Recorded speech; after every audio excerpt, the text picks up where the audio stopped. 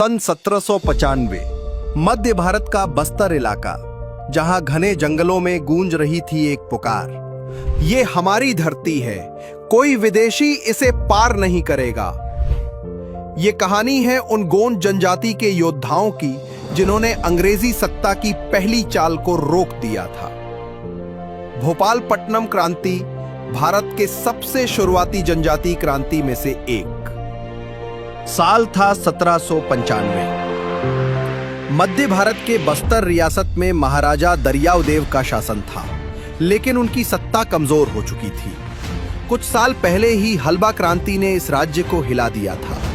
राजा की निर्भरता बढ़ी, पर जनता में असंतोष भी गहराता गया।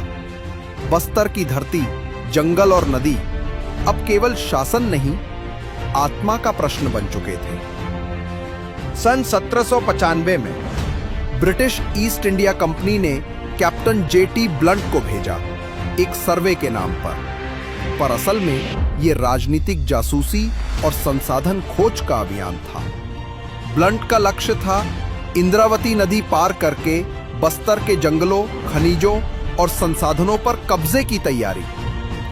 ब्लंट रतनपुर और रायपुर से होते हुए दक्षिण की ओर बढ़ा।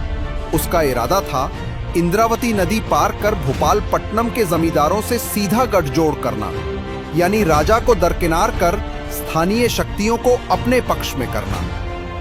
लेकिन गोंड जनजातीय योद्धाओं ने इस चाल को समझ लिया।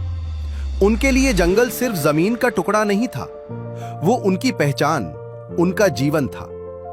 13 अप्रैल से 28 अप्रैल 1797 तक पूरे 17 दिनों तक इंद्रावती नदी के तट पर गोंड जनजातीय योद्धाओं ने कैप्टन ब्लंट और उसके सैनिकों को घेर लिया। किसी एक व्यक्ति का नहीं, पूरा गोंड समाज इस संघर्ष का नेता था।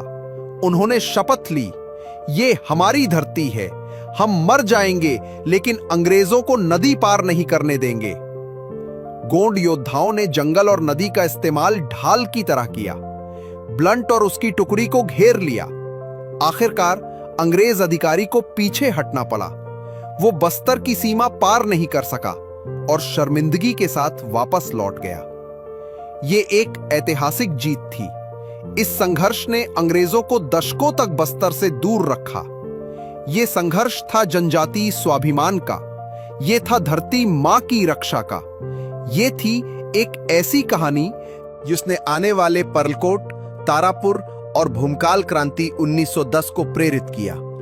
वो थे हमारे जनजातीय वीर, जिन्होंने अपने लहू से आजादी की पहली लकीर खींची, जिन्होंने जंगलों की खामोशी को क्रांति की आवाज बना दिया।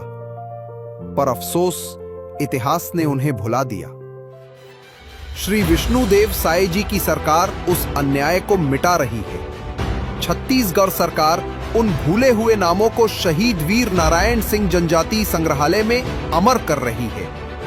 अगर आप भी उस जज्बे को महसूस करना चाहते हैं जिसने साम्राज्य को झुका दिया था, तो आइए, क्योंकि ये कहानी केवल अतीत की नहीं, ये हमारे भविष्य की प्रेरणा है।